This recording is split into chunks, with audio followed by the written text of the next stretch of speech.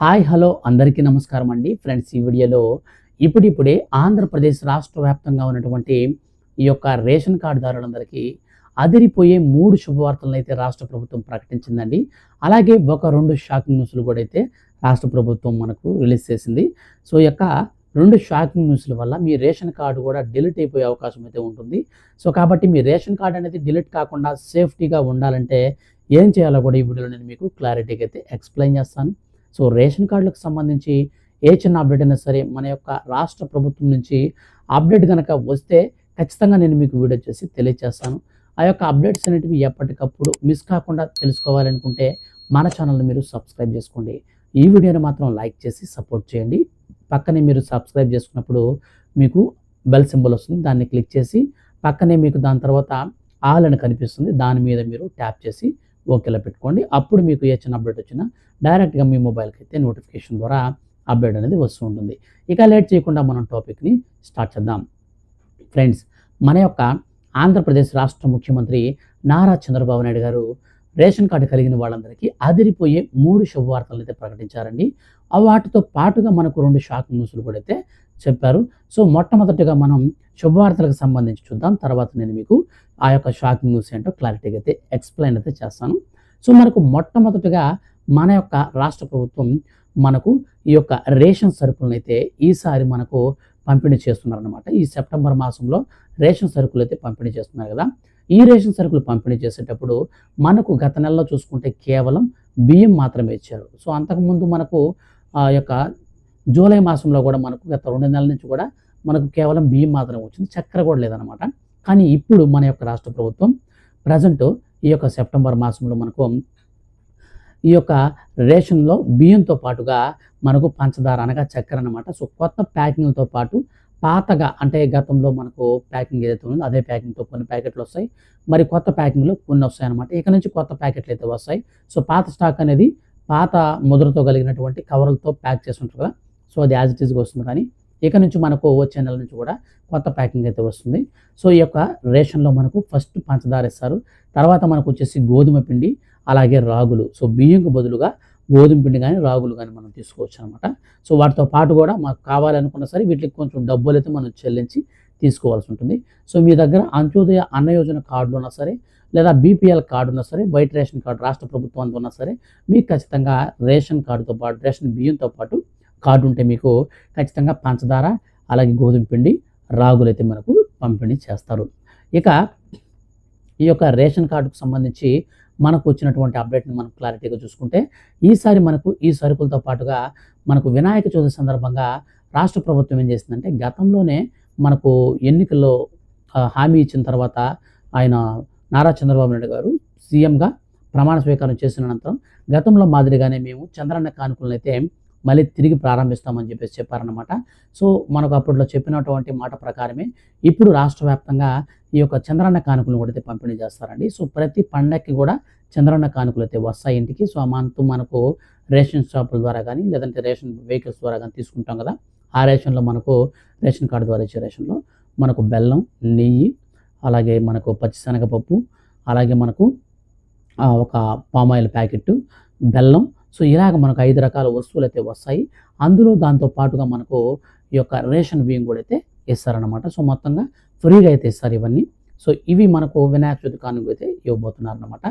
ఇక మనకు మూడోదిగా చూసుకున్నట్టయితే, సో రాష్ట్ర వ్యాప్తంగా ఉన్నటువంటి ఈ యొక్క రేషన్ కార్డుదారులందరికీ కూడా మనకు 3వ శుభవార్తకు సంబంధించి క్లారిటీగా చూసుకుంటే, సో మన యొక్క రాష్ట్ర వ్యాప్తంగా ఇక మనకు ఈ సెప్టెంబర్ మాసం నుంచి 2771 రేషన్ షాపులను అయితే మనకు కొత్తగా ఓపెన్ చేశారండి. సో గతంలోనే మనకు రీసెంట్లీ లాస్ట్ మంతే ప్రకటించారు. ఏమని చెప్పారంటే, అసలు రేషన్ వెహికల్ ద్వారా ఉపయోగం లేదు, ప్రజాధనం అనేది వ్యర్థమవుతుంది, సో ఖర్చు అయిపోతుంది, సో వేస్ట్ అవుతుంది, సో దుర్వినియోగం అవుతుందని చెప్పేసి రాష్ట్ర ప్రభుత్వం కీలక నిర్ణయం తీసుకుందండి. సో ఈ ఎండియు వాహనాల ద్వారా రేషన్ కాకుండా మనకు ఈ యొక్క రేషన్ సరుకుల పంపిణీని మన యొక్క రాష్ట్ర వ్యాప్తంగా 4000 కొత్త రేషన్ దుకాణాలు అయితే మనకు ఇవ్వాలనేసి, కొత్త డీలర్లను నియమించాలని చెప్పేసి రాష్ట్ర ప్రభుత్వం అయితే ఆదేశాలు జారీ చేసింది. అందులో భాగంగానే ఈ సెప్టెంబర్ మాసంలో మనకు ఈ 2771 రేషన్ షాపులనైతే మనకు ఓపెన్ అయితే చేస్తారనమాట. సో ఈ రేషన్ షాపులనేది ఎలా చేస్తారంటే ఫ్రెండ్స్ ఏం లేదండి. మన యొక్క రాష్ట్ర వ్యాప్తంగా మనకు దాదాపు చూసుకుంటే 1,82,00,000 రేషన్ కార్డులైతే ఉన్నాయి. సో ఇందులో మనకు కొన్ని ఏరియాస్‌లో ఈ ఒక్క రేషన్ షాప్ పరిధిలో 1000 కంటే ఎక్కువ గనక ఉన్నట్లయితే ఎగ్జాంపుల్ 1500, 2000 గనుక రేషన్ కార్డులు ఒక రేషన్ షాప్ పరిధిలో ఉంటే అక్కడ మనకు అదనంగా మరో షాప్ అయితే పెడతారనమాట. అంటే 1000 కార్డులనేది మనకు ఒక రేషన్ షాప్‌కైతే లిమిట్ పెడతారు. దాని తర్వాత మనకు దాటితే మనకు మరో రేషన్ షాప్ అయితే ఆ ఏరియాకైతే వస్తుందనమాట. సో ఈ విధంగా మనకు రేషన్ షాపులన్నీ కూడా ఈ సెప్టెంబర్ మాసం నుంచి అయితే పెడతారండి.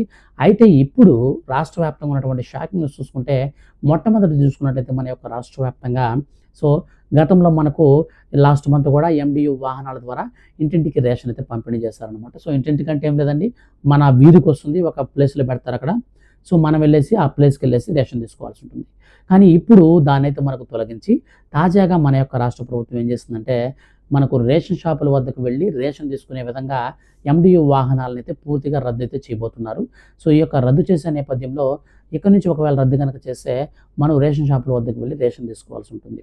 సో గతంలో ఏం చెప్పేవాళ్ళంటే చాలామంది, సార్ మేమైతే డ్యూటీకి వెళ్తున్నాము, ఎటువంటి మాకు ప్రాబ్లం లేదు, డైరెక్ట్గా ఇంటి దగ్గర మా ఇంట్లో పెద్దోళ్ళు కానీ లేదంటే చిన్నపిల్లలు కానీ ఎవరైనా ఉన్నా రేషన్ షాప్ వెహికల్ వచ్చినప్పుడు ఈజీగా మేము రేషన్ తీసేసుకునే వాళ్ళమి.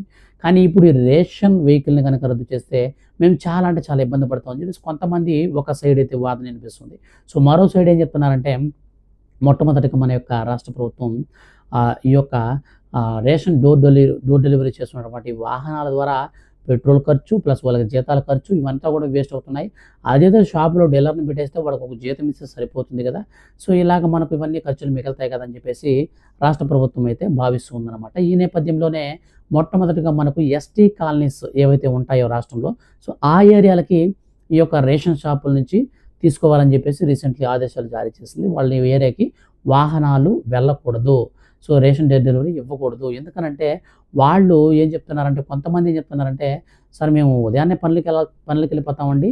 సో పనులకెళ్ళిపోయినప్పుడు మళ్ళీ తిరిగి వచ్చి మేము వచ్చేటప్పటికి మా వెహికల్ అనేది వేరే ఊరికెళ్ళిపోతుంది. సో ఈరోజు మేము ఇంటి దగ్గర ఉండాలో, రేపు ఉండాలో మాకు తెలియట్లేదు. ఎప్పుడు ఉండి రేషన్ తీసుకోవాలో మా ఊరికి, మా ఏరియాకి ఎప్పుడు ఖచ్చితంగా వస్తుందో మాకు తెలియట్లేదు. సో కాబట్టి మేము రేషన్ అనేది యూజ్ చేసుకోలేకపోతున్నాం అని చెప్పేసి చాలామంది అయితే కంప్లైంట్స్ అయితే చేశారంట. సో దాన్ని బట్టి రాష్ట్ర ప్రభుత్వం ఈ నిర్ణయం అయితే తీసుకుంది. ఇక ఈ యొక్క ఎండియు వాహనాల ద్వారా కాకుండా రేషన్ షాపుల ద్వారా వాళ్ళైతే రేషన్ ప్రజెంట్ తీసుకుంటున్నారు. సో అదేవిధంగా రాష్ట్ర వ్యాప్తంగా కూడా ఇక్కడి నుంచి మనకు రేషన్ షాపుల ద్వారా వెళ్ళి తీసుకోవాల్సి వస్తుంది. సో మీకు ఏది కన్వీనియంట్ ఉంటుందో ఖచ్చితంగా కామెంట్ సెక్షన్‌లో నోట్ చేయండి. అంటే ఇంటింటికి రేషన్ షాప్‌కి వచ్చి ఇంటింటికి అంటే మన వీధిలోకి రేషన్ వెహికల్ వస్తే మనకి ఈజీగా ఉంటుందా? లేక షాప్ దగ్గరికెళ్ళి క్యూలో నిల్చుకొని సో మనం ఏ టైంలో క్యూ ఉంటుందో మనకు తెలీదు. సో మనకు మొత్తం మీద ఎన్ని రోజుల పాటు ఏస్తారంటే ఒక 10 రోజుల పాటు అయితే రేషన్ షాపుల ద్వారా అయితే రేషన్ అయితే ఏస్తారు. సో ఈ 10 రోజుల లోపల మనం వెళ్ళి తీసుకోగలుగుతామా లేదా? సో ఏదైనా సరే మీ యొక్క ఒపీనియన్ మాత్రం కామెంట్ సెక్షన్‌లో నోట్ చేయండి. అలాగే మరొక షాకింగ్ న్యూస్ ఏంటంటే సో రాష్ట్ర వ్యాప్తంగా ఉన్నటువంటి రేషన్ కార్డుదారులందరికీ మన యొక్క రాష్ట్ర ప్రభుత్వం ఒక అప్డేట్ అయితే ఇచ్చిందనమాట. సో కొత్త రేషన్ కార్డులు అయితే త్వరలో విడుదల చేయబోతున్నారు.